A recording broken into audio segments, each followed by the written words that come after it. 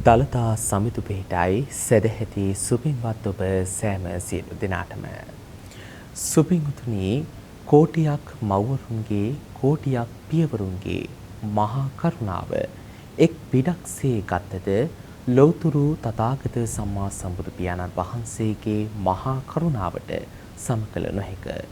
එවන් වූ මහා කරුණාවකින් යුක්තව ලෝක සත්‍යා කෙරෙහි මහා අනුකම්පාවෙන් යුක්තව ඒ ගෞතම සම්මා සම්බුදු පියාණන් වහන්සේ දේශනා කොට වදාළ උතුම් වූ ශ්‍රී සද්ධර්මය ලොවට sannivedanaya කරන ටීවී දිදුල බෞද්ධ රූපවාහිනී නාලිකාව අද දවසේදී සූදානම් මේ පැයට නියමිත උතුම් සදහම් දේශනාව මෙලෙස ඔබ හමුවට ගෙන ඒමට දේශනාව මෙහෙවීම වෙනුවෙන් අප සිදු කළා වූ පාද නමස්කාර පූරක ආරාධනාව පිළිගනිමින් මේ පුණ්‍යවන්ත වූ සදහම් මණ්ඩපයේ වෙත වැඩම කරන්නට යෙදුනා නැදිමාල පැනසර සදහම් සෙනසුන්හි ප්‍රධාන අනුශාසක ශ්‍රී ජයවර්ධනපුර විශ්වවිද්‍යාලයේ හිටපු කතිකාචාර්ය රාජකීය පඬිත දර්ශනපති අවසරයි නම කියන්නට පූජනීය මාලිම්බඩ පඤ්ඤාසාර පින්වත් ස්වාමීන් වහන්සේට අප කෙරෙහි මෙත් සිත පෙරදරි කර ගනිමින් මේ උතුම් සදහම් දේශනාව මෙහෙයවීම වෙනුවෙන් වැඩම කොට වදාළ ගෞරවනීය ස්වාමීන් වහන්සේ අප දෙපා නැමද සාදුන් හදනවා පිළිගෙන සිටිමු. සාදු සාදු සාදු. පින්වතුනි මේ උතුම් සද්ධර්ම දේශනාව සඳහා දෙපින්බර වූ දායකත්වයෙන් කටයුතු කරනු ලබනවා ඕස්ට්‍රේලියාවේ මෙල්බර්න්හි වෙසෙන වරලත් බදු උපදේශක ගජිත් පෙරේරා පුතණුවන් ඇමරිකාවේ සැන් ෆ්‍රැන්සිස්කෝ වෙසෙන ශාමල් පෙරේරා පුතණුවන් ස්වයං පුරුෂයා වන වින්සි පෙරේරා මහතා සහ දයාබර පවුලේ ඒ පින්වත් සැම විසින් පින්වතුන් අරමුණු වශයෙන් සඳහන් කරගෙන තිබෙනවා 2022 අප්‍රේල් මාස 7 වන දින අභාප්‍රාප්ත වූ කොළඹ යශෝධරා බාලිකා විද්‍යාලීය ආදිගුරු මායා සිල්වා ගුරු මෑණියන්ට පුණ්‍යානුමෝදනාවන් එක් කිරීමටත් එවැගේම ගිලන්ව ප්‍රතිකාර ලබන අයිඩා හෙට්ටිහේවා උපාසිකා මාතාවට ඉක්මන් සුවය ප්‍රාර්ථනාවන් එක් කිරීමටත් මෙවර අපොස සාමාන්‍ය පෙළ විභාගයට පෙනී සිටින මායා ගුරුතුමියකින් ශිල්ප හැදෑරූ සියලුම දරුවන් ඇතුළු සියලුම ආදි සිසු දැරියන්ගේ අනාගතයට ආශිර්වාද ප්‍රාර්ථනාවන් එක් කිරීමටත් එවැගේම ගුරුතුමියට උදව් උපකාර කර ඔවුන්ගේ දෙමව්පියන් අසල්වාසීන් ඇතුළු බත්තරමුල්ල ජයවඩනගම සියලුම ප්‍රදේශවාසීන්ගේ සුභසිද්ධිය ප්‍රාර්ථනාවන් එක් කිරීමටත් ආබාධිත රණවිරුවන්ට නිදුක් නිරෝගී සුවපත් භාවයේ ප්‍රාර්ථනාවන් එක් කිරීමටත් එවැගේම දිදුල මාධ්‍යජාලයේ සභාපති ස්වාමින් වහන්සේ වන අවසරයි අතිපූජනීය මාලිකාවිල අස්සජී පින්වත් නායක ස්වාමීන් වහන්සේටත් ගෞරවනීය දේශකයන්න් වහන්සේටත් දිදුල කාර්ය මණ්ඩලයටත් නෑදෑ හිතමිතුරන් ඇතුළු ලක්වාසී ලෝවාසී සැමටත් ධර්මදේශනාවට සවන් දුන් පින්වතුන් සැමටත් නිදුක් නිරෝගී සුව ලැබී සුවදායක ප්‍රතිපදාවකින් මම භවයකදී උතුම් වූ චතුරාර්ය සත්‍ය ධර්මය අවබෝධ වී අමා මහ නිවනින් සැනසෙත්වායි ප්‍රාර්ථනාවන් එක් කිරීමත් මේ උතුම් සදහම් දේශනාවේ ප්‍රධාන අරමුණු වශයෙන් සදහැපතුන් අද දවසේදී සඳහන් කරගෙන තිබෙනවා. එසේනම් සුපින්වතුනි මෙතෙන් සිට මේ උතුම් සද්ධර්ම දේශනාව මෙහෙවන හැටියට පින්වත් දේශකයන්න් වහන්සේට පාද නමස්කාර පූරකව ආරාධනා කර සිටනවා. අවසරයි ස්වාමින් වහන්සේ. සාදු සාදු සාදු. සමන්ත චක්ඛවාලේසු අත්‍රා ගච්ඡන්තු දේවතා සද්ධම්මං මුනි රාජස්ස සුනන්තු සග්ග මොක්ඛදං ධම්මස්සවන කාලෝ අයං බතංතා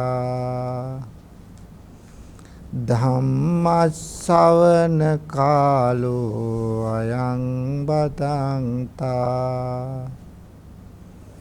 ධම්මස්සවන කාලෝ අයං බදන්තා නමෝ තස්ස භගවතෝ අරහතෝ සම්මා සම්බුද්දස්ස නමෝ තස්ස භගවතු අරහතෝ සම්මා සම්බුද්දස්ස නමෝ තස්ස භගවතු අරහතෝ සම්මා සම්බුද්දස්ස.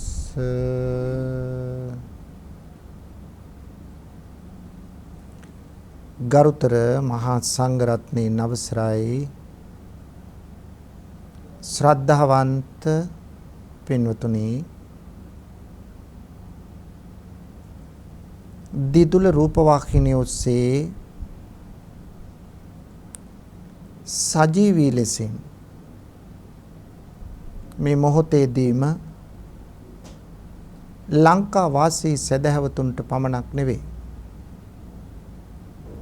සමස්ත ලෝකවාසී සදහැවතුන්ටම අද පෝදා බුදු බණ පදයක් ශ්‍රවණය කළ හැකිවන පරිදි මේ ධර්ම දේශනාවෙහි පුණ්‍යවන්ත වූ දායකත්වයෙන් කටයුතු කරන්නේ ඕස්ට්‍රේලියාවේ මෙල්බන්හි වෙසෙන වරලත් බදු උපදේශක ගජිත් පෙරේරා පුතණුවන්. ඇමරිකාවේ සැන් ෆ්‍රැන්සිස්කෝ වෙසෙන මාෂල් පෙරේරා පුතණුවන්. ස්වාමි පුරුෂයා වන වින්සි පෙරේරා මහතා සහ දයාබර පවුලේ පින්වත් සියලු දෙනා එකතු වෙලා මේ උදාරතර මහා පුණ්‍ය කර්මය සිද්ධ කරලා බලාපොරොත්තු වෙනවා 2022 අප්‍රේල් මාස 7 වන දින අභාව ප්‍රාප්ත වූ කොළඹ යශෝදරා බාලිකා විද්‍යාලයේ ආදි ගුරු මායා සිල්වා ගුරුමෑණියන්ට පුණ්‍යානුමෝදනා කරන්න. ඒ වගේම ගිලන්ව ප්‍රතිකාර ලබන අයිඩා හෙට්ටි හේවා උපාසිකා මාතාවට ඉක්මන් සුවය ලබා දීමත් මෙහි අරමුණක්. ඒ වගේම මෙවර අපොස සාමාන්‍ය පෙළ විභාගයට පෙනී සිටින මායා ගුරුතුමියගෙන් ශිල්ප හැදෑරූ සියලුම දරුවන් ඇතුළු සියලු ආදි සිසු දැරියන්ගේ අනාගතයට ආශිර්වාද කිරීම. ගුරුතුමියට උදව් උපකාර කළ ඔවුන්ගේ දෙමාපියන් අසල්වාසීන් හා බත්තරමුල්ල ජයවඩනගම සියලු ප්‍රදේශවාසීන්ගේ යහපත සුභ සිද්ධිය සැලසේවායි ප්‍රාර්ථනා කිරීම. ආදී අරමුණු කීපයක්ම මුදුන්පත් කරගෙන තමයි අද මේ මහා පුණ්‍ය කර්මයට දායක වෙන්නේ.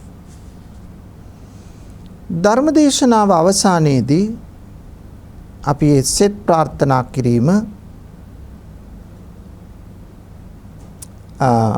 පුණ්‍යානුමෝදනා කිරීම කරමු. එතෙක් බුදු බණ පදයකට අවධානය යොමු කරමු පින්වතුනි.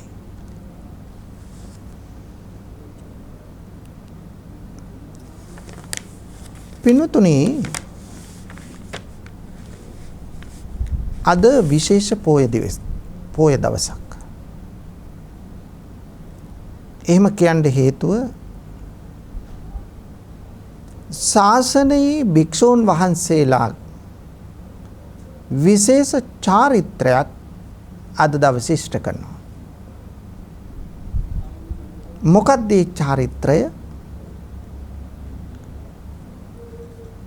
අද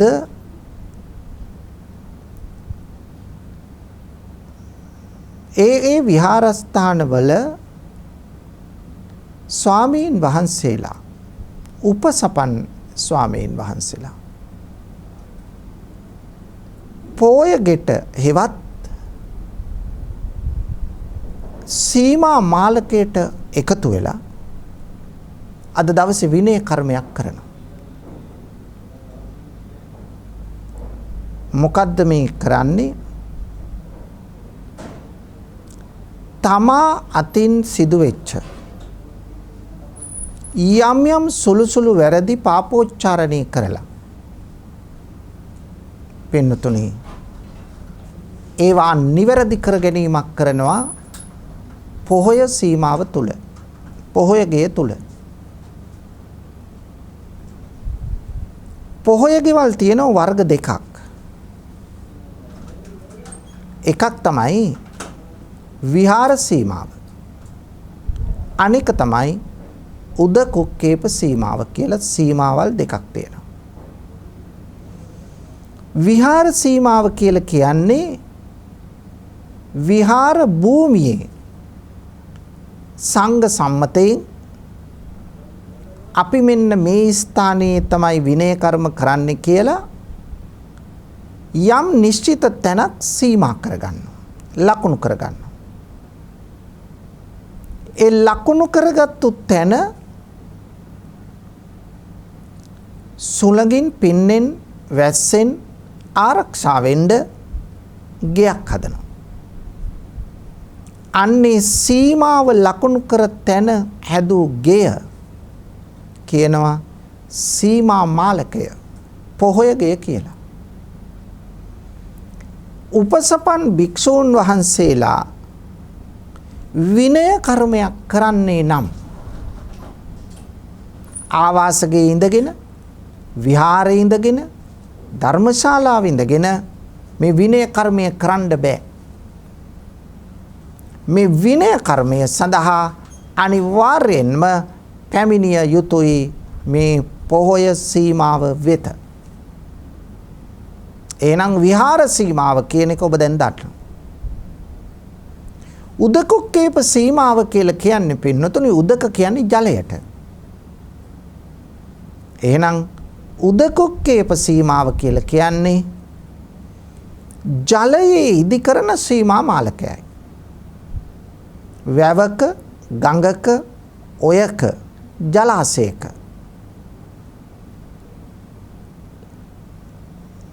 මඩ යට ඉනි සිටවා හෝ පහුරක නැත්තම් පාවෙන විදියට මේ ගේ හදලා ජලය මැදට අරගෙන ගිහිල්ලා වැව මැදට, ගඟ මැදට ගොඩවිමින් වෙන් කරලා අන්න ඒ සීමාව සම්මත කරගන්න. ආන්න ඒකට තමයි කියන්නේ උදකුක්කේප සීමාව කියලා. ජලයේ ඉදි කරගන්නා සීමාව. එහෙනම් මේ සීමා මාලක දෙකක් තියෙනවා. මේ සීමා මාලක දෙකෙන් තම තමන් සම්මත කරගත්ත සම්ප්‍රදාය අනුව කැමැති සීමා මාලකයකට වැඩම කොට විනය කර්ම කිරීම කළ යුතුයි. එහෙනම් අද දවසෙත් උපසපන් ස්වාමීන් වහන්සේලා මේ සීමා මාලකයට රැස් වේ ඒ විනය කර්ම කිරීම සිද්ධ කරනවා. මේ කුමක් අරමුණු කරගෙනද? හෙට දවසේ වස් විසීම ආරමුණු කරගෙනයි. එහෙනම් වස් කාලයේ ආරම්භය සිදුවන දවස අදයි. හෙට සන්ධ්‍යා භාගයේ උපසපන් ස්වාමීන් වහන්සේලා ඒ විහාරස්ථානවල තම තමන්ගේ නායක හාමුදුරුවොත් එක්ක එකතු වෙලා මේ වස් විසීම සිද්ධ කරනවා. එහෙනම් මෙන්න මේ කාරණය අද දවසට සුවිශේෂයි. දැන් අපි බලමු මේ වස් කාලය කොහොමද ආරම්භ වුනේ කියලා. ශාසනයට ආවේ කොහොමද? පින්නතුනි, බුදුරජාණන් වහන්සේ වයස අවුරුදු 29න් අභිනිෂ්ක්‍රමණය කරලා උන්වහන්සේ 6 අවුරුද්දක් දුෂ්කර ක්‍රියා කරලා අවුරුදු 35 දී බුද්ධ රාජ්‍යයට පත් වුණා. බුද්ධත්වයේ ලැබුවට පස්සේ පළමු වස් කාලයේ ගත කළේ බරණැස ඉසිපතනාරාමේ. වස් කාලයේ බරණැස ඉසිපතනාරාමේ ගත කළාට එක තැනක නවාතැන් ගත්තේ නැහැ. බුදුරජාණන් වහන්සේ රහතන් වහන්සේලා 69ක් බවට පත් වෙනකොට උන්වහන්සේලාට අවවාදයක් කළා. චරත භික්කවේ චාරිකං බහුජන හිතාය බහුජන සුඛාය ලෝකානුකම්පාය අත්තාය හිතාය සුඛාය දේව මනුස්සාන. මහණෙනි, බොහෝ ජනතාවගේ හිත පිණිස සැප පිණිස දෙව් මිනිසුන්ට යහපත පිණිස චාරිකාවේ හැසිරෙන්න. මා ඒකේන දේ අගමිත්ත දෙදෙනෙක් එක මගක නොයන්න. හේතුව එක වෙලාවේ වැඩි ප්‍රදේශ ප්‍රමාණයක ධර්මය ප්‍රචාරය කරන්න ඕන නිසා. දේශේත භික්කවේ ධම්මං මහණෙනි, ධර්මයේ දේශනා කරන්න ආදි කල්යාණං මජ්ජේ කල්යාණං පරියෝසాన කල්යාණං. මුල පිරිසිදු, මැද පිරිසිදු, අග පිරිසිදු ධර්මයේ දේශනා කරන්න. සාත්තං සබ්බ්‍යංජනං කේවල පරිපුන්නං පාරිශුද්ධං බ්‍රහ්මචරියං ප්‍රකාශේත. ඔන්න මේ විදියට අවවාද කරලා රහත් 69 ධර්මචාරිකාවේ පිටත් කර හැරියා. උන්වහන්සේලා ගම් දනව් සිසාරා වඩිමින් දහම් දෙසන්න පටන් ගත්තා. ඉන් පසුව පැවිදි වෙච්ච ස්වාමීන් වහන්සේලාත් මොකද කළේ? උන්වහන්සේලාත් පෙර ස්වාමීන් වහන්සේලාගේ ක්‍රියාවම ආදර්ශයටගෙන අවුරුද්ද මුළුල්ලේම කිසිදු කෙනෙක් එකම ස්ථානයක ඉන්නේ නැතුව ගම් දනව් සිසාරා වැඩම කරමින් ධර්මයේ දේශනා කරන්න පටන් ගත්තා. වර්ෂාව කාලය ආවයි කියලා නැවතුනේ නැහැ. ඒ කාලෙත් වැඩම කරනවා. මොකද උන්වහන්සේලාට අවශ්‍ය රහතන් වහන්සේලාට තමා ලබාගත් රහත් භාවයෙන් උපරිම ප්‍රයෝජන අරගෙන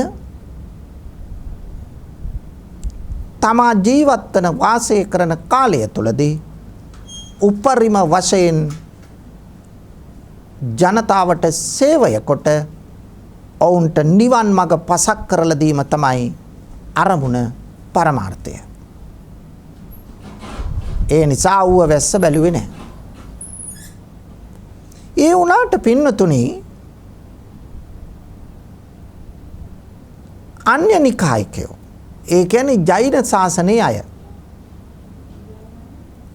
ජෛන ශාසනයක් ඔබ දන්නවා. ජෛන ශාසනයත් පැරණි ශාසනයක්. ඒකේ බුද්ධ කාලේ වෙනකොට හිටියේ ජෛන මහාවීර නිගණ්ඨනාථ පුත්ත. ඔහු ශාස්ත්‍රවරයෙක්. නිගණ්ඨනාථ පුත්තතුමා මොකද කළේ?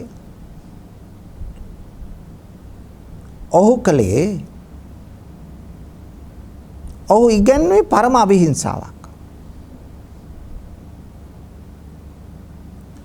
ඔහු කෙනෙක් සිදු කරන කර්ම කොටස් තුනකට බෙදුවා. ඒව හැඳින්වුවේ දණ්ඩ නාමයෙන්. කාය දණ්ඩ, වචී දණ්ඩ, මනෝ දණ්ඩ කියලා. කයින් කරන ක්‍රියා කාය දණ්ඩ, වචනයෙන් කරන ක්‍රියා වචී දණ්ඩ, මනසින් කරන ක්‍රියා මනෝ දණ්ඩ. බුදුදහම මේ තුන හඳුන්වලා තියෙන්නේ කාය කර්ම, වචී කර්ම, මනෝ කර්ම කියලා. නමුත් අර නාථපුත්තතුමාගේ ඉගැන්වීම උනේ මේ කාය දණ්ඩ, වචී දණ්ඩ, මනෝ දණ්ඩෙන් බරපතලම කාර්යය, බරපතලම අංශය වන්නේ කාය දණ්ඩයයි කියලා ඉගැන්වීම. මොකද්ද කාය දණ්ඩය කිව්වේ? කෙනෙක් දැනුවත්ව හෝ නොදැනුවත්ව සිදු කරන, සිදුවන ඕනෑම කායික ක්‍රියාවක් කර්මයක් වශයෙන් අර්ථ දැක්වුවා නිගණ්ඨනාථ පුත්ත. ඒ නිසා කෙනෙක් දැනුවත්ව සිද්ධ කළත් කර්මයක්, නොදැනුවත්ව සිද්ධ වුණත් කර්මයක්. මේක තමයි ස්වභාවය. ඒ නිසා පින්නතුනි, වර්ෂාව කාලේ ඔවුන් ගමනාගමනය නතර කළා. හේතුව වර්ෂාව කාලේ ඇවිදිනකොට තනකොළ ප්‍රාණවත්ව ලා දළු දාලා හැදෙනවා. ඒ හැදෙන ලා දළු මතට වර්ෂා ජලය පොළවට පතිත වෙනකොට ඒ තනකොළ අස්සේ හිටපු කුඩා කුඩා කෘමි සතුන් තනකොළ ගහේ අගිස්සට එනවා. ඒ නිසා ඇවිදිනකොට තනකොළ පෑගෙනවා කියලා කියන්නේ සත්තුත් පෑගෙනවා. ඒ නිසා මොකද කළේ? මේගොල්ලෝ ගමනාගමනය නතර කළා. ඇයි? දැනුවත්ව සිද්ධ කළත් නොදැනුවත්ව සිද්ධ වුණත් කර්මනේ. ඒ නිසා මේ අය ගමනාගමනය නතර කළා. ඒ කාලේ එක ස්ථානයකට වෙලා හිටියා. මේක තමයි ස්වභාවය.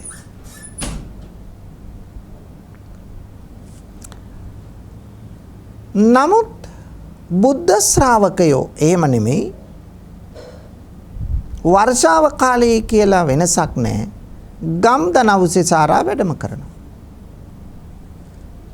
මේක වෙනස දායකයෝ දැක්කා. වර්ෂාව කාලේ ජෛන ශාසනයේ සාදුවරු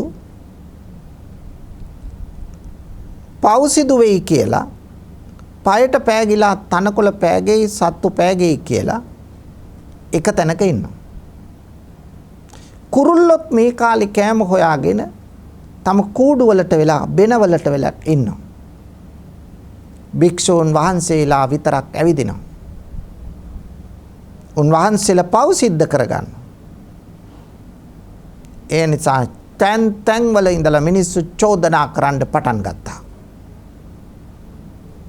භික්ෂූන් වහන්සේලා පව් කරනවායි කියලා. මේ ආරංචි වෙච්ච බිම්බිසාර මහරජතුමා බුදුරජාණන් වහන්සේ මුණ ගැහෙන්න ගියා. ගිහිල්ලා බුදුහාමුදුරන්ට වැඳලා එකත් පස්ව වාඩි වෙලා ඔහු ප්‍රකාශ කරනවා බුදුහාමුදුරන්ට, ස්වාමීනි භාග්‍යවතුන් වහන්සේ,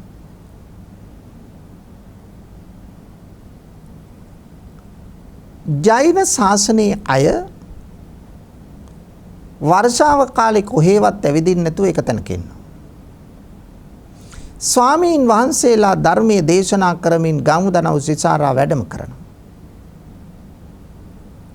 නමුත් ස්වාමීනි භාග්‍යවතුන් වහන්සේ, මිනිස්සු දොස් නගනවා, නින්දා කරනවා, අපහාස කරනවා ස්වාමීන් වහන්සේලාට.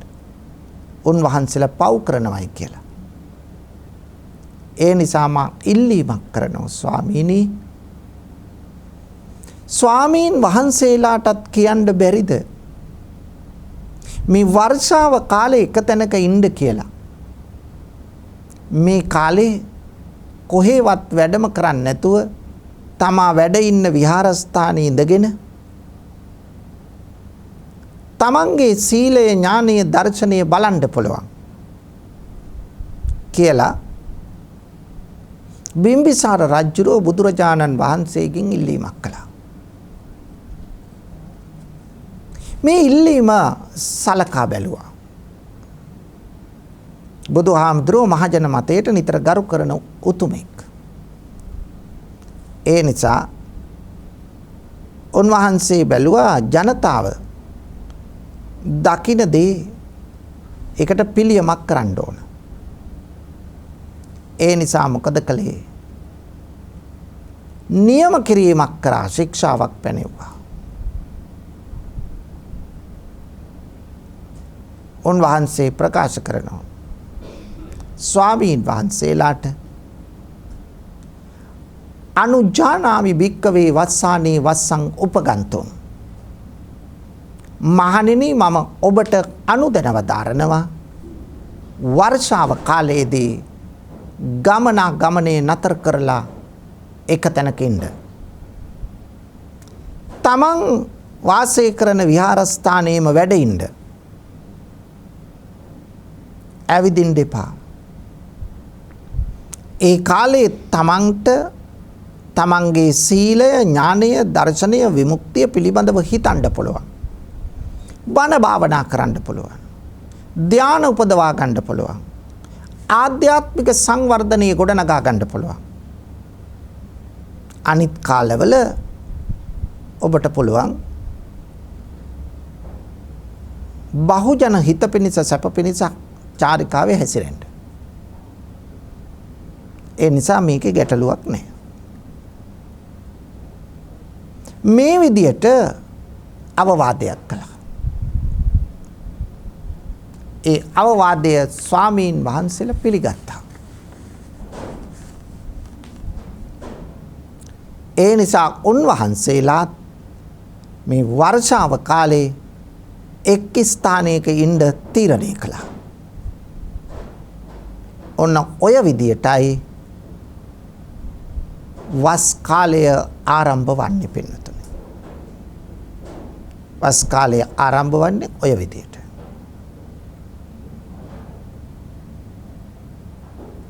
පින්නතුනි. මෙන්න මෙහෙම ආරම්භ වෙච්ච එදා, ආරම්භ වෙච්ච වස් කාලය වසර 2600ක ඈත ඉතිහාසයේ ඉඳලා අද දක්වාම පැවතෙනවා. ඒ නිසා වර්තමානයේත් මේ සච්චාරිත්‍රය ශාසනය තුළ ක්‍රියාත්මක වෙනවා. එහෙනම් අද දවසේ පෝය සීමාවට එකතු වන ස්වාමීන් වහන්සේලා පොහොය කර්ම, විනය කර්ම කරලා තම ශීල පාරිශුද්ධත්වය ඇති කරගෙන වැඩිහිටි ස්වාමීන් වහන්සේලාගෙන් අවවාද අනුශාසනා ලබාගෙන අනතුරුව හෙට දිනයේ අව පෑලවියදා හෙට දිනයේ ආන්න මොකද කරන්නේ? වස් විසීම සිද්ධ කරනවා. තම තමන්ගේ විහාරස්ථානවලදී. මේක තමයි සිද්ධ වෙන වස් විසීමේ චාරිත්‍රය. එහෙනම් වස් කාලය ආරම්භ වුණු විදිය දැන් ඔබ දන්නවා. ලෝකයේ තේරවාදී සියලුම ස්වාමීන් වහන්සේලා මේ වස් විසීමේ කාර්ය සිද්ධ කරනවා. දායකයෝ ආරාධනා කළත් නොකළත් මේ කටයුත්ත කරනවා. නමුත් අපි දායක පින්වතුන්ගේ තියෙන කුළුපග පුණ්‍යවන්ත භාවය නිසා, ශාසනික හිතකාමී බව නිසා අවුට් ගිහිල්ලා ස්වාමීන් වහන්සේලාට ආරාධනා කරනවා ස්වාමීන් වහන්සේ වස්වසන්න කියලා. ඒ වස්වසන්න කියලා ආරාධනාව කරන්නෙත් පින්වතුනි අද පොය දවසේ හැන්දෑවේ. තම තමන්ට පහසු වෙලාවක් යොදාගෙන ස්වාමීන් වහන්සේලාට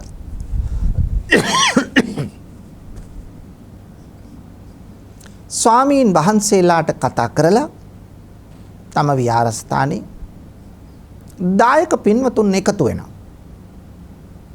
එකතු වෙලා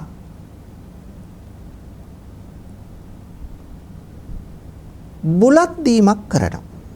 මේකට කියනවා දැහැත් ගොටු පිළිගන්නනවායි කියලා. බුලත් දීමක් කරනවා. ලේන්සුවක් කහ පාට ලේන්සුවක් අරගෙන ඒකේ දැහැත් ටික තබලා ක්‍රමවත්ව සකස් කළා දැහැත් ගොටු හදලා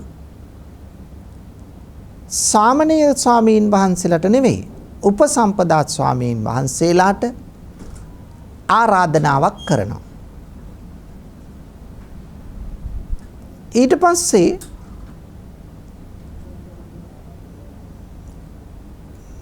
දායක සභාවේ ප්‍රධාන කෙනෙකු හෝ කටින පින්කම මෙවර බාරගත්ත පින්වතුන් අතරින් කෙනෙකු හෝ නැගිට දායකයෝ රැස්වුණු මේ වෙලාවේ මෙතන ආරාධනාවක් කරනවා ඒක වචනෙන් ප්‍රකාශ කරනවා. මොකද්ද කියන්නේ? ස්වාමීන් වහන්සේ අවසරයි අප විහාරස්ථානයේ මෙවර වැඩ ඉන්න උපසම්පදා ස්වාමීන් වහන්සේලාට අපි ආරාධනා කරනවා සියලු දායකයන් වෙනුවෙන් අප විහාරස්ථානයේ වස් විසීම කරන්න. මේක චාරිත්‍රයක්. එදත් ආරාධනා කළා බුදුහාමුදුරන්ට. ඔබට මතකයිනේ අර වේරංජාවේ බමුණා වසට ආරාධනා කළානේ බුදුහාමුදුරන්ට. ඒ කියන්නේ ආරාධනා කිරීමේ කාර්යය එදත් තිබුණා. හැමතැනම ඒක තියෙනවා. ඒ නිසා මේ චාරිත්‍රය තමයි මේ පැවතෙන්නේ. එතකොට අද පින්නතුන් ඇවිල්ලා ආරාධනාවක් කරනවා අර සියලු දෙනා වෙනුවෙන් එක්කෙනෙක් ඒ ආරාධනාව කරනවා අප විහාරස්ථානයේ වාසවිසීම කරන්න අපි චීවර පිණ්ඩපාත සේනාසන ගිලාන ප්‍රත්‍ය කියන සිව්පසෙන් උපස්ථාන කරන්න. මෙන්න මේ විදිහට ආරාධනාවක් කරනවා. ඒ ආරාධනාව ස්වාමීන් වහන්සේලා තුෂ්ණින් භූතව පිළිගන්නවා. කෑ ගහලා කියන්නේ හරි හරි අපි වස්වසන්නම් කියලා. නිශ්ශබ්දව පිළිගන්නවා. ශාසනයේ තියෙන හොඳ ලක්ෂණයක් නේ නිශ්ශබ්දතාවය. බුදුහාමුදුරුවෝත් අල්ප ශබ්දකාමී කෙනෙක් නේ. ඒ නිසා තමයි සමහර අන්‍ය නිකා ආරාමවලට බුදුරජාණන් වහන්සේ වඩිනකොට ඒ අය බුදුහාමුදුරුවෝ එන බව දැනගත් විගසම තම අනුගාමිකයෝ නිශ්ශබ්ද කරනවා. කෑක ගහ ඉන්න අයට කියනවා නිශ්ශබ්ද වෙන්න. ඇයි? නිශ්ශබ්ද වෙන්න කියන්නේ බුදුහාමුදුරුවෝ නිශ්ශබ්දතාවයේ අගය කරන උතුමෙක් නිසා. අල්ප ශබ්දකාමී කෙනෙක් නිසා. ඒ නිසා මෙතනදිත් අර ආරාධනා කළාට පස්සේ ස්වාමීන් වහන්සේලා තුෂ්ණින් භූත භාවයෙන් ඒක පිළිගන්නවා. නිශ්ශබ්දව පිළිගන්නවා. අනතුරුව පින්වතුනි වැසි සලු පූජාවක් කරනවා. මේ කාලය තුලදී ස්වාමීන් වහන්සේලාට පරිහරණය කරන්න අමතර අන්දනයක් පිළිගැන්වීම කරනවා. චීවරයක් පූජා කිරීම කරනවා වැසි සලුවක් හැටියට. මේක එදා විශාකාව කළ ඉල්ලීමක ප්‍රතිඵලයක්. ඔන්න ඔය විදියට වසට ආරාධනා කරනවා. ආරාධනා කළාම ඊට පස්වෙනිදා ඒ කියන්නේ දැන් අද පොය හෙට දවසේ උපසපන් ස්වාමීන් වහන්සේලා මම පෙර කියූ පරිදි විහාරස්ථානයට එකතුව කවුරුත් ඒ වෙලාවට පොය සීමාවට එකතු වෙන්නේ විහාරගෙයි හෝ තම ආවාසගෙයි තෙරුවන් වැඳලා නායක හාමුදුරුවෝ ළඟ ඉඳලා වස් විසීම කරනවා. එතකොට තෙරුවන් වැඳලා සියලු දේ කළා භාවනා කරලා අවසානයේ ඒකට අදාළ වාක්‍යයක් කියනවා. වස් විසීමට අදාළ. ඉමස්මින් විහාරේ ඉමන් තේමාසං වස්සං උපේමි ඉද වස්සං උපේමි. ඕක තමයි වාක්‍යය. ඉමස්මින් විහාරේ මේ විහාරේ ඉමං තේමාසං මේ තෙමස තුල වස්සං උපේමි මම වස්වසනවා. මේ විදියට තෙවරක් කියනවා. නමස්කාර පාඨයේ මුලින් නැවත කියලා මේ වාක්‍ය තෙවරක් කියනවා. ඒකෙන් තමයි වස් සමාදන් වීම කෙරෙන්නේ.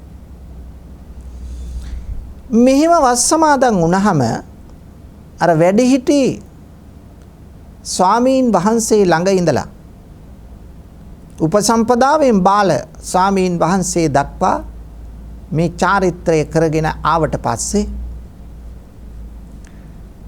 වැඩිහිටි ගුරු ස්වාමීන් වහන්සේ ආචාර්ය ස්වාමීන් වහන්සේලා උපාධ්‍යාය ස්වාමීන් වහන්සේලා මොකද කරන්නේ?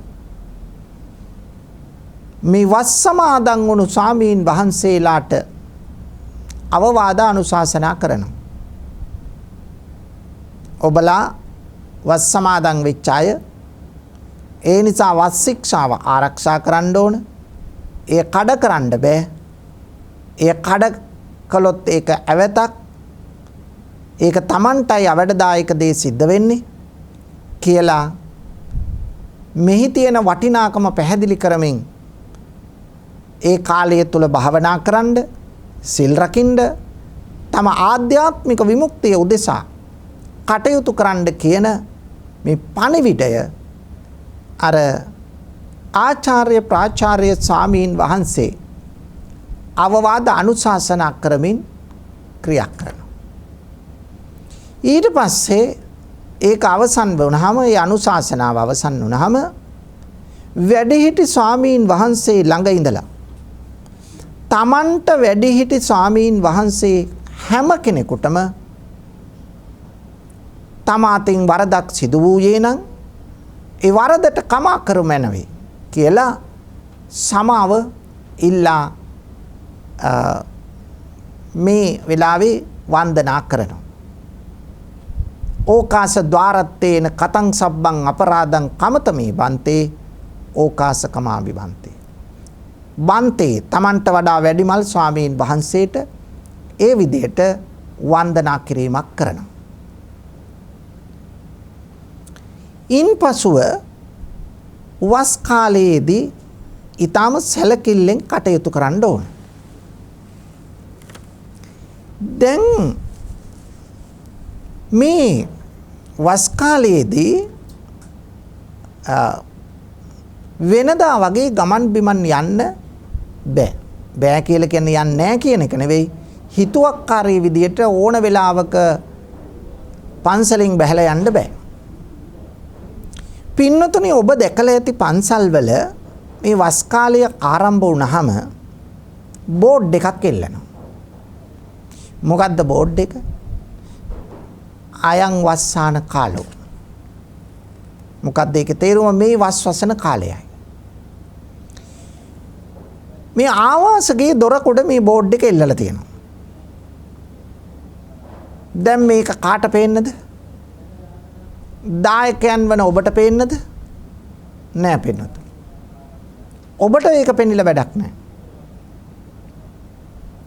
මේ බෝඩ් එක එල්ලන්නේ මේ විහාරස්ථානයේ ඉන්න මේ වස්විසු ස්වාමීන් වහන්සේලාට පේන්නමයි. ඇයි ඒ? උන්වහන්සේලා ආවාසයෙන් එළියට බැහැලා යම් ගමනක් යන්නේ නම් තමා මේ විහාරස්ථානයේ වස්විසු භික්ෂුවක් බව මතක් කරලා දෙන්නට සිහි කැඳවන්නටයි අර බෝඩ් එක පේන්න ප්‍රදර්ශනය කරන්නේ. එතකොට එය පෙනුනහම ටක් ගාලා Tamanට මතක් වෙනවා මං වස්වසලා නේද මේ ඉන්නේ. අයන් වස්සාන කාලෝ. මේ වස්වසන කාලය නේද කියලා මෙතන මේ එකපාරට Tamanට සිහි කැඳවීමක් කරනවා අර බෝඩ් එකෙන්. දැන් බලන්න පින්වතුනි කොයි තරම් ක්‍රමවත්ද මේක.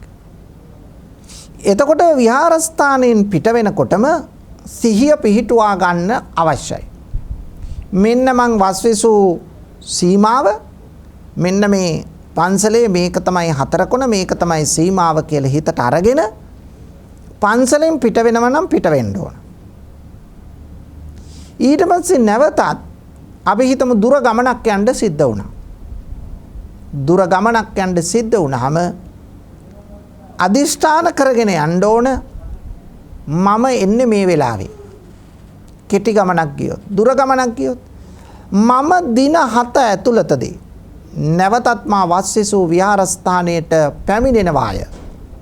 එය කඩ නොකර මා ඉෂ්ට කරනවාය කියන පොරොන්දුව මත තමයි විහාරස්ථානයෙන් බැහැලා යන්න ඕන. නායක ස්වාමීන්ද්‍රයන් වහන්සේට දන්වල වැඳ නමස්කාර කරලා අවසර අරගෙන ඉන්පසුව එතනින් පිට වී යන්න ඕන සත්තාහකරණයෙන්. සත් දිනක් ඇතුළතදී නැවතමා එනවා. යම් හේකින් දැනම එන්න ඕන තරම් වෙලාව තිබුණා. එන්න කිසි කරදරයක් තිබුණෙත් නැහැ. වාහන පහසුකනුත් තිබුණා. මෙහෙම එන්න ඉඩකඩ තියෙද්දිත් ආවේ නැත්තම් අනිවාර්යයෙන්ම වස් ශික්ෂාව කඩවීමක් වෙනවා. ඒක ඇවතක්. ඒකේ බලපෑම තියෙන්නේ දායකයාට නෙවෙයි ඒ ස්වාමීන් වහන්සේලාටමයි. ඒ අවැඩ Tamanට සිද්ධ වන දෙයක්. ඒ නිසා මේ වස් ශික්ෂාව කඩ නොකර එය ආරක්ෂා කරගන්න තමන් වග බලාගත යුතුයි වස්විසු ස්වාමීන් වහන්සේ විසින්ම. යම් හේකින් පින්වතුනි ඔන්න විසු ස්වාමීන් වහන්සේ ඈත දුර ගමනක් ගියේ දින 7ක් ඇතුළතදී එන්න එකපාරට ගම් වතුරක් ගැලුවා. එන්න විදියක් නැහැ. රෝගයක් ඇති වුණා. එන්න විදියක් නැහැ. ඇඳිරි නීතිය වැටුණා. එන්න විදියක් නැහැ. ආන්න එහෙම දේවල් තිබුණොත් දින 7ක් ඇතුළත එන්න බෑ. ගම් වතුර නම් එන්න විදියක් නැහැනේ. ගින්නක් ඇති වුණොත් එන්න විදියක් නැහැනේ. ස්වාභාවික උපද්‍රවයක් වෙලා එන්න බැරි වුණොත් ඒ ස්වාමීන් වහන්සේට දින 7 පහ වුණත් දින 7 නෙවෙයි සුමාන 2ක් නෙවෙයි මාසයක් හමාරක් ගියත් නැවත එන්න පුළුවන්. ඒ ස්වාමීන් වහන්සේගේ වස් ශික්ෂාව කැඩෙන්නේ නැහැ. මොකද ඒක සාධාරණ හේතුවක් මත සිද්ධ වන දෙයක් නිසා. ඔන්න මෙවැනි දේ වටහාගෙන තමයි වස්විසීමේ කාර්ය සිද්ධ කරන්න ඕන. ගොඩක් දේ තියෙනවා දැන ගියා ගන්න. ස්වාමීන් වහන්සේ කෙනෙකුට දැනගන්න ඕන කාරණා රාශියක් තියෙනවා පින්නත. ඊළඟට තවත් කාරණයක් තමයි ලංකාවේ වේවා වෙනත් පිට රටක වේවා ඉන්දියාවේ වේවා මේ කාලේ වර්ෂා කාලයනේ. ඉන්දියාවට නම් හරියටම මේ කාලෙට වැස්ස ආරම්භ වෙනවා. ඒ නිසා වර්ෂාව කාලය හරියට ආරම්භ වෙන නිසා වර්ෂාව කාලයේ මේ එක තැනක ඉන්න කාලය බවට පත් වෙනවා. දැන් පින්නතුනි වස් විසීම ආකාර දෙකක් තියෙනවා. එකක් තමයි පෙරවස් සමාදානය. දෙවැන්න තමයි පසුවස් සමාදානය. පෙරවස් සමාදන් වෙනවා කියලා කියන්නේ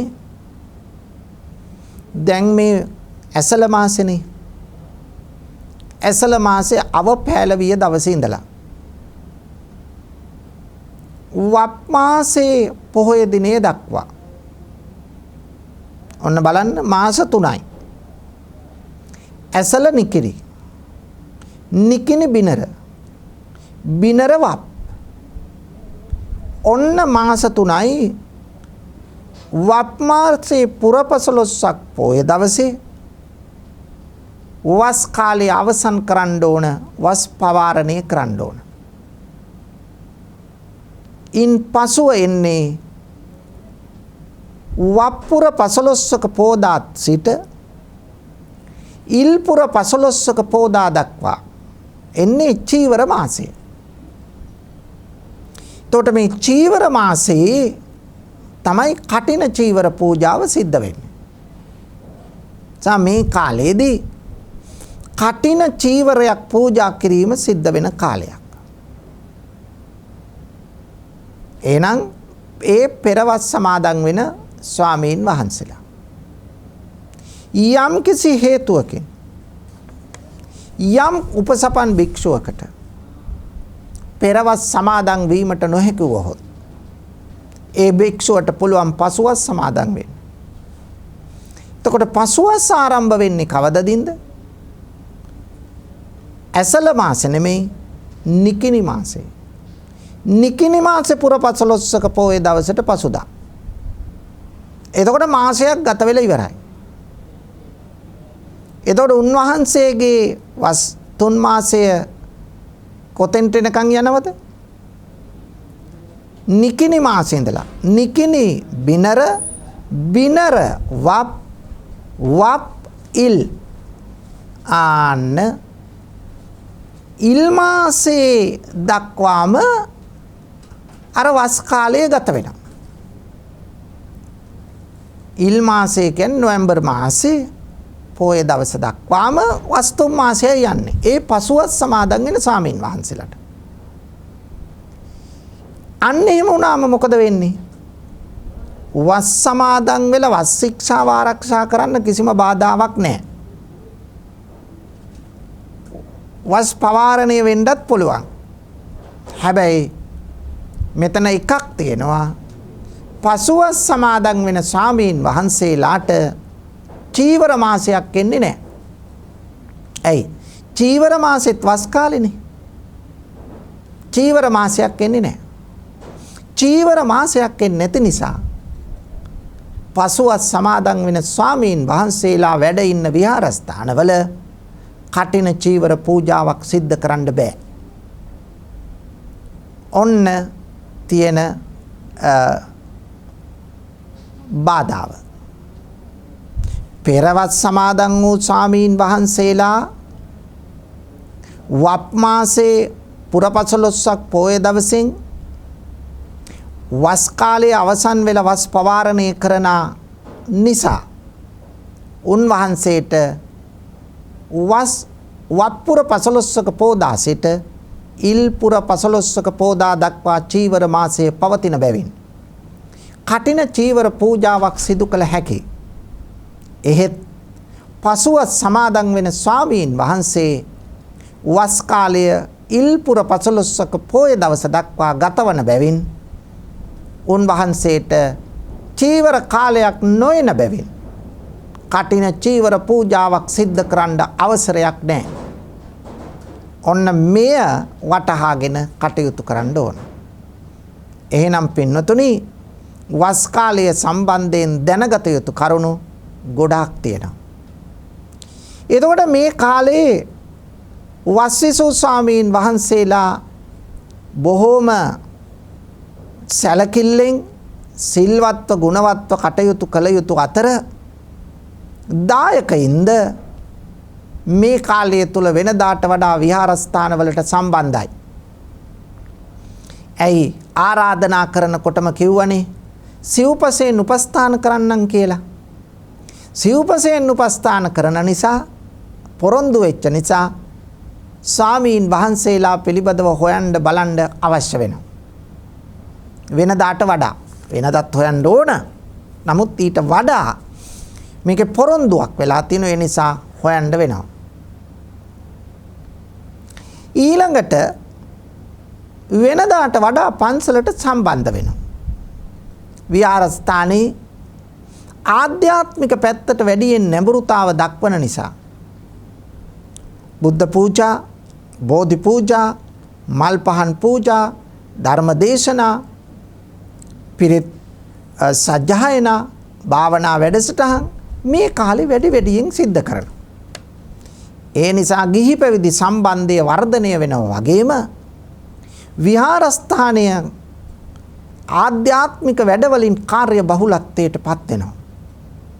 විහාරස්ථානයේ සංස්කෘතිකමය වශයෙන් කොඩි සේසත් වලින් කොඩි වලින් ඒ වගේම පතාක ධජ පතාක වලින් සරසලා බුද්ධාලම්බන ප්‍රීතිය දනවන ආකාරයෙන් මේ කාලය තුල කටයුතු කරන සුවිශේෂී කාලයක් වශයෙන් අපට සඳහන් කරන්න පුළුවන්. ඒ නිසා ඔබත් මෙහි ඇති වටිනාකම දැන වස් කාලය තුලදී ඔබත් බාරගත් දානමය පින්කම, බුද්ධ පූජා පින්කම හොඳින් සිද්ධ කරන්න. වෙන කාලයක් අපට එන්නේ නැහැ පින් කරගන්න. ඒ නිසා මේ කාලේ හොඳින් පින් කරගෙන අවසානයේ කටින චීවර මහා පූජෝත්සවයටද දායක වෙමින් මෙලොවත් සාර්ථක කරගන්න, ආධ්‍යාත්මික වශයෙන් පරලෝ සුගතිය අත්පත් කරගන්න අවසන තම సంతానගත සකල ක්ලේශයන් ප්‍රහීන කොට උතුම් අමා මහ නිවනින් සැනසෙන්න ප්‍රාර්ථනා කරගනිමු. පින්වතුනි, අද මේ සජීවී ධර්ම දේශනාවෙහි පුණ්‍යවන්ත දායකත්වයෙන් කටයුතු කළේ ඕස්ට්‍රේලියාවේ මෙල්බර්න්හි වෙසෙන වරලත් බදු උපදේශක ගජිත් පෙරේරා පුතණුවන්.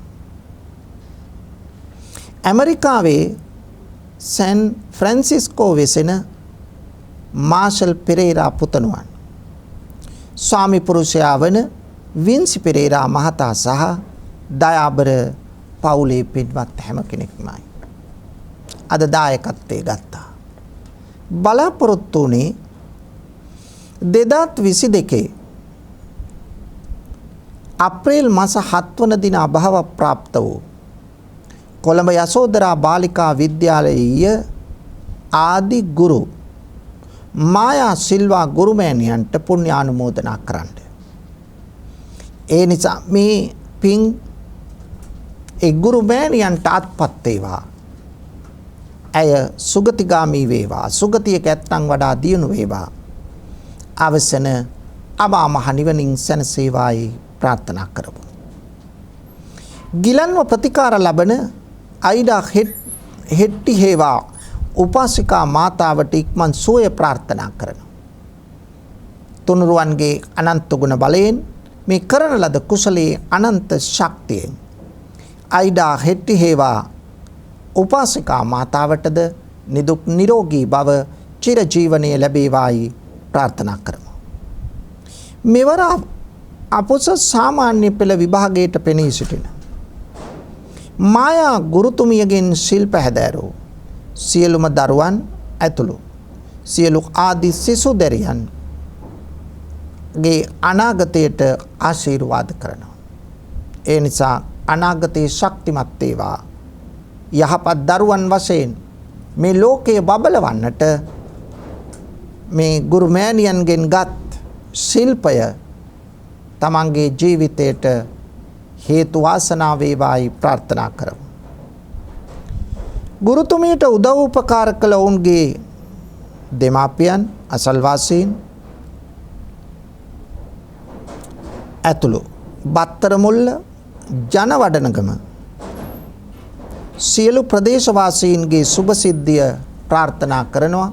නිදුක් නිරෝගී බව ලැබේවා, දීර්ඝායුෂ ලැබේවායි ප්‍රාර්ථනා කරනවා. ආබාධිත රණවිරුවන්ට නිරෝගී සුවය ප්‍රාර්ථනා කිරීමත් දිදුල මාධ්‍ය ජාලයේ ගරු සභාපති තැන්පත් පූජ්‍යපාද මාලිගා විලාසජී නායක ස්වාමීන් වහන්සේටත් දේශකයාණන් වහන්සේටත් දිදුල කාර්ය මණ්ඩලයටත් නෑදෑ හිතමිතුරන් ඇතුළු ලක්වාසී ලෝවාසී සැමටත් ධර්ම දේශනාවට සවන් දුන් පින්වත් ඔබටත් නිදුක් නිරෝගී සුව ලැබී සුවදායක ප්‍රතිපදාවකින් ඉක්මන් භවයකදී උතුම් වූ චතුරාර්ය සත්‍ය ධර්මය අවබෝධ වී අමා මහ නිවනින් සැනසේවායි ප්‍රාර්ථනා කරනවා. මේ සියලු ප්‍රාර්ථනා ඒ අයුරින් ඉෂ්ට සිද්ධ වේවා. මෙලොව යහපත වේවා. පරලෝ සුගතිය වේවා. අවසන උතුම් අමා මහ නිවනම සාක්ෂාත් වේවායි ප්‍රාර්ථනා කරමු. ආකාසට්ටා ච බුම්මට්ටා දේවා නාග මහිත්‍තිකා පුඤ්ඤන්තං අනුමෝදිත්වා චිරං රක්ඛන්තු ශාසනං. ආකාසට්ටා ච බුම්මට්ටා දේවා නාග මහිත්‍තිකා පුඤ්ඤන්තං අනුමෝදිත්වා චිරං රක්ඛන්තු දේශනං. ආකාසට්ටා ච බුම්මට්ටා දේවා නාග මහිත්‍තිකා පුඤ්ඤන්තං අනුමෝදිත්වා චිරං රක්ඛන්තු මං පරන්ති.